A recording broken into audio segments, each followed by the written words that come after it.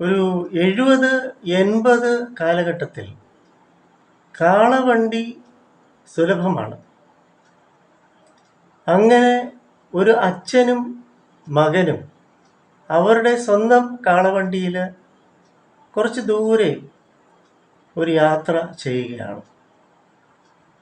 അന്നേരം ഈ പയ്യൻ അച്ഛനോട് പറഞ്ഞു, ഈ വീലിൻ്റെ ശബ്ദമുണ്ടല്ലോ, കാളവണ്ടിയുടെ വീലുണ്ടല്ലോ, വലിയ വീലാണല്ലോ, ഭയങ്കര ശബ്ദം, ഭയങ്കര സൗണ്ട് എന്ന് ഈ മകൻ തൻ്റെ അച്ഛനോട് പരാതി പറഞ്ഞു.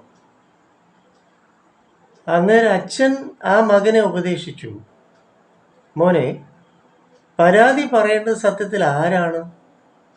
ഈ കാളവണ്ടി വലിച്ചു കൊണ്ടുപോകുന്ന കാളകളല്ലേ സത്യത്തിൽ പരാതി പറയേണ്ടത്, പരാതി ഉന്നയിക്കേണ്ടത്, ദേഷ്യപ്പെടേണ്ടത്.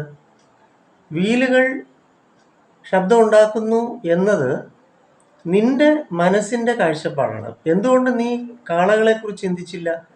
അതിൻ്റെ ആ പ്രയത്നത്തെക്കുറിച്ച് നീ ചിന്തിച്ചില്ല?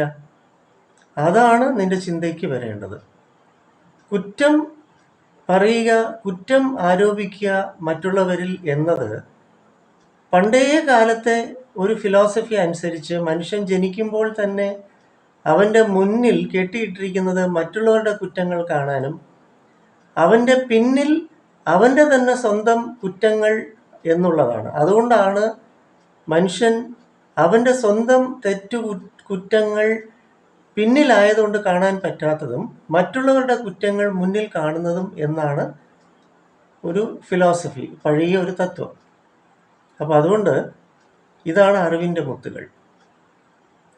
കുറ്റം കണ്ടുപിടിക്കാം, കുറ്റം ആരിലും എന്തിലും ആരോപിക്കാം.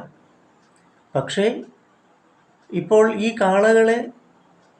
കാളയുടെ ആ പ്രയത്നത്തെ ആ പയ്യൻ ശ്രദ്ധിക്കാതെ കേവലം ആ വീലിൻ്റെ ശബ്ദങ്ങളെയാണ് അവൻ ശ്രദ്ധിച്ചത്.